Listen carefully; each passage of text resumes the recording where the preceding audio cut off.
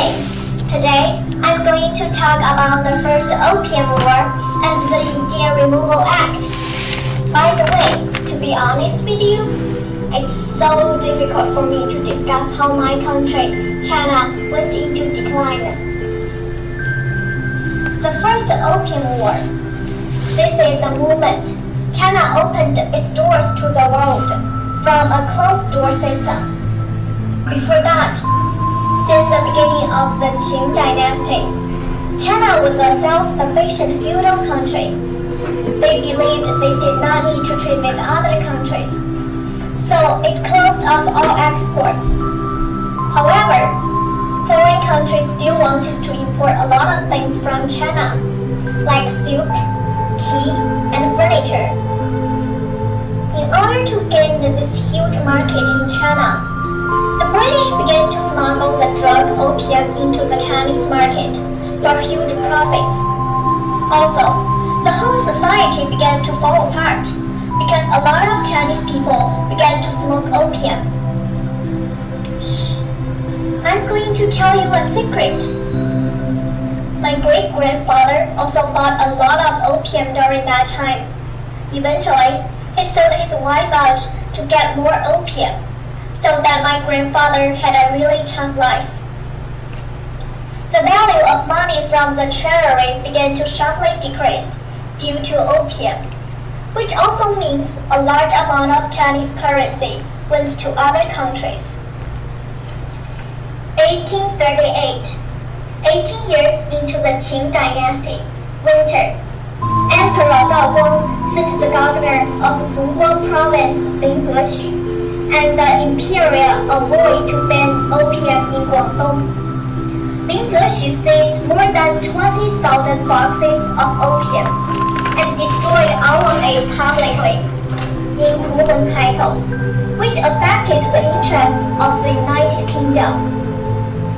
To open the door to the Chinese market, the British government used it as an excuse and decided to send an expeditionary force invasion war against China. In June of 1840, the British sent 47 vessels, 4,000 soldiers, led by Charles Elliot, which is how the Opium War started. Early Chinese soldiers and civilians resisted the British and gave a heavy blow to the British invaders. But the decadent feudal system did not resist the British invasion. Finally, China decided to cede territory and ended in failure. China signed the first unequal treaty, Treaty of Nanking. China began to give out its own territory, reparations, and also agreed to a tariff. This harmed Chinese sovereignty.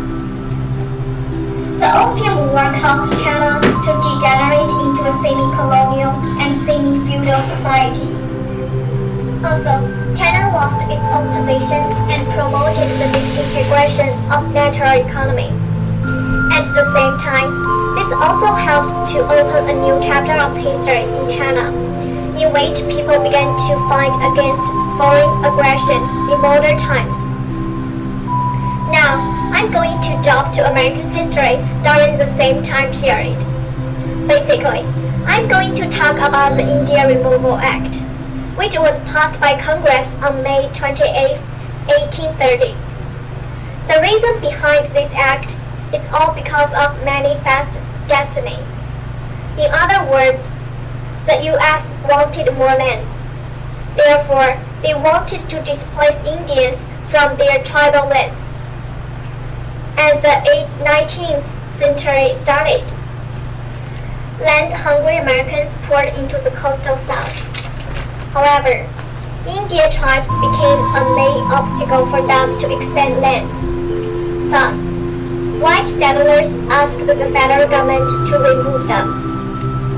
In 1814, the Battle of Horseshoe Bend, which is between American explorers and the Creek Indians, broke out. Indian tribes did not defeat the force of explorers. Created using Powtoon.